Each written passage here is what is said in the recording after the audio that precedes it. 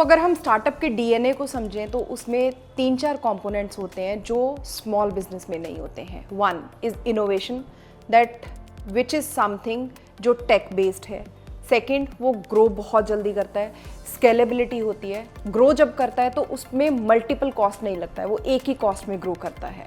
For example, आपने कुछ एक टेक्नोलॉजी पे एआई चैटबॉट बना लिया या कुछ भी एआई की मदद से या टेक्नोलॉजी की मदद से एक प्लेटफॉर्म बना लिया, तो आप उसको जब लोगों को, बहुत सारे लोगों को लेके आओगे तो हर बार कॉस्ट नहीं लगेगा। इट इज़ वन थिंग जिसमें प्रोपोर्शनल कॉस्ट नहीं लग रहा है, लेकिन वो स्केल हो रहा है। थर्ड जो इसमें कंपोनेंट बहुत इंपॉर्टेंट होता है वो ये होता है कि ये बहुत जल्दी पिवट मारता है। मतलब आज ये ऐड काम नहीं किया तो आप ऐड चेंज कर दो, आप ये मॉड्यूल काम नहीं किया तो आप मॉड्यूल चेंज कर दो। बहुत जल्दी जल्दी इसको अपने मॉड्यूल्स बिल्ड करने पड़ते हैं और बहुत जल्दी जल्दी ये अपने आप को चेंज करता रहता है, बिकॉज हम इसको स्केल फास्ट करना होता है और हर एक वो परमुटेशन कॉम्बिनेशन लगाना होता है जिसमें वो जल्दी ग्रो करे।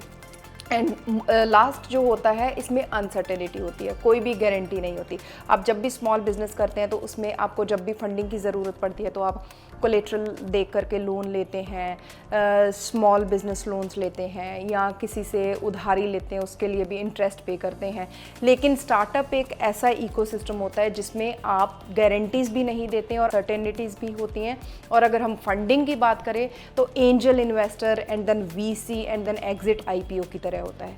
तो बेसिकली जब भी आप स्टार्टअप के बारे में सोचते हैं तो आपको ये चीज़ सोचना है कि आपको अपना प्रॉब्लम स्टेटमेंट बताना आना चाहिए और उसको टेस्ट किया होना चाहिए और आपके पास फर्स्ट 100 और 500 कस्टमर्स होने चाहिए, सो दैट आप स्टार्टअप इकोसिस्टम में जाके एंजल इन्वेस्टर्स को, वीसीज को आप ये बता पाएंगी आपकी ये प्रॉब्लम स्टेटमेंट आपने आइडेंटिफाई किया, ये सोल्यूशन निकाला और आपको 500 कस्टमर मिला था इस सोल्यूशन के लिए जिन्होंने आपको पे किया था। सो स्टार्टअप का एक जो जर्नी होता है वो बहुत ही डिफरेंट होता है। That is totally depend on, it's like a startup founder is like a sales person, उसको अपना सोल्यूशन बेचना आता है।